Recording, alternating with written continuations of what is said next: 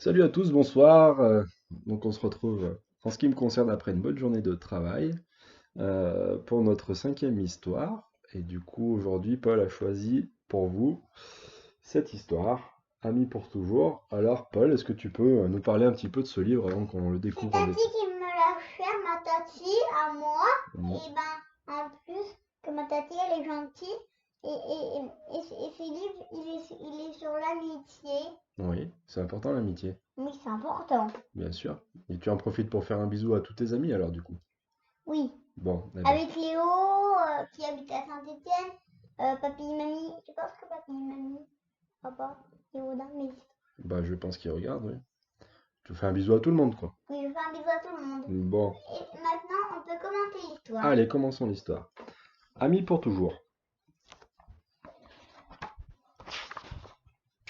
Deux familles vivaient dans une paisible clairière et partageaient un vieux chêne majestueux. Les lapins occupaient un terrier au pied de l'arbre, tandis que les hiboux vivaient dans une maisonnette perchée au sommet. Au printemps naquirent deux bébés, l'un dans la famille lapin et l'autre dans la famille hibou. La paisible clairière résonna bientôt de joyeux babillages. Ah, je vous ai dit. Eh ben, les babillards, c'est quand on vient d'avoir des bébés. C'est ça. Voilà. Ils font des gazouillis, quoi. Oui. Un matin, alors que le soleil venait de se lever, le petit lapin pointa son museau hors du terrier. Très vite, il se mit à gambader dans la prairie, pressé de découvrir le monde. Une nuit, alors que la lune se levait dans le ciel étoilé, le petit hibou sortit de son nid et s'envola pour découvrir la nature environnante. Les jours et les nuits passèrent, résonnant des rires et des jeux du petit lapin et du petit hibou, mais chacun ignorait l'existence de l'autre.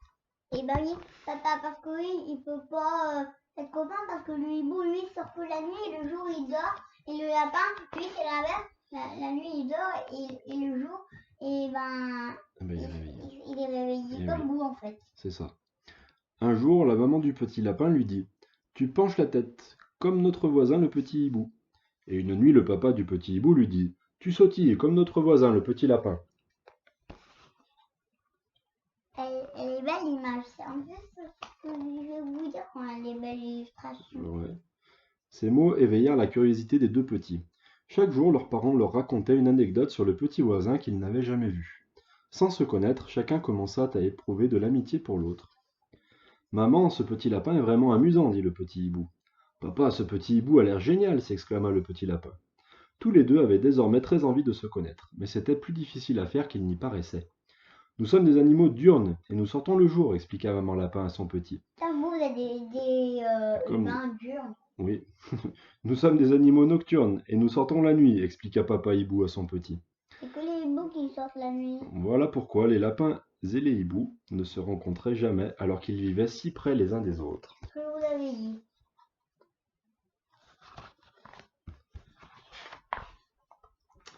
Quand le printemps et l'été furent passés, les premières feuilles d'automne commencèrent à tomber, et pour la première fois nos deux héros aperçurent la pleine lune.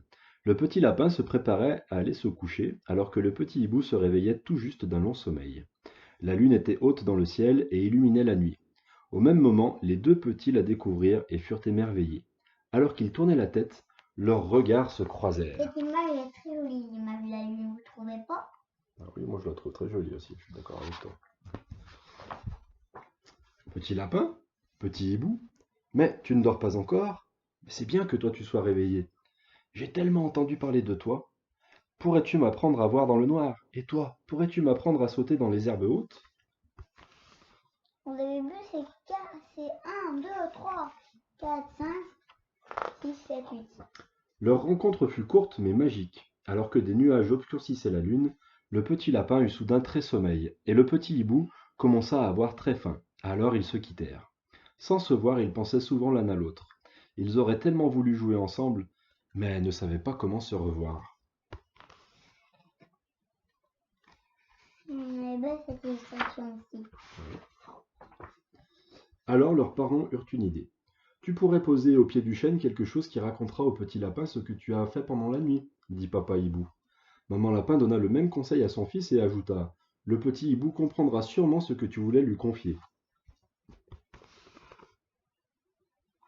Vous avez vu, c'est belle cette illustration, mais c'est pas la nuit. Super, maintenant ils pouvaient tout se raconter. Petit hibou a fait une longue promenade, il m'a laissé une plume d'oie. Petit Lapin a creusé son premier terrier, il m'a laissé une motte de terre.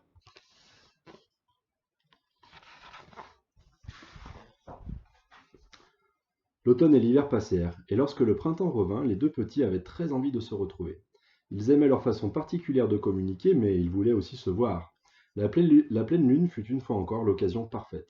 Ils se rencontrèrent et s'amusèrent beaucoup.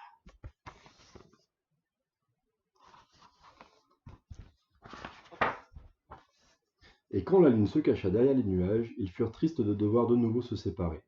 Mais il se passa quelque chose qui transforma leur amitié à tout jamais. Ils se regardaient lorsque soudain le ciel s'illumina et ils aperçurent une étoile filante.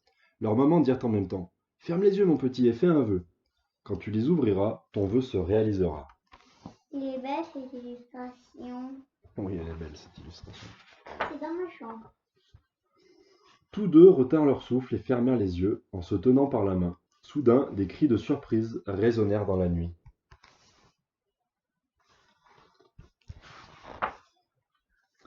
Deux ombres argentées apparurent dans la lumière de la lune.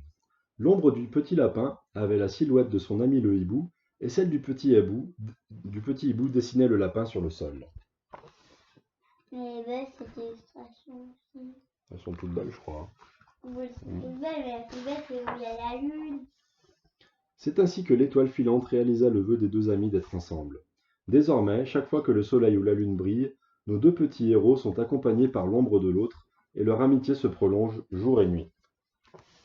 Et voilà. Fin de l'histoire. Fin de l'histoire, il n'y a pas une page en plus? Ah oui, fin de l'histoire, tu as raison.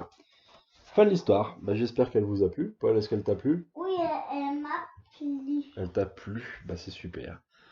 On vous fait un petit coucou, on vous dit à demain pour une nouvelle histoire, et bah, passez une bonne soirée. À très bientôt, bisous. À très bientôt. Bisous.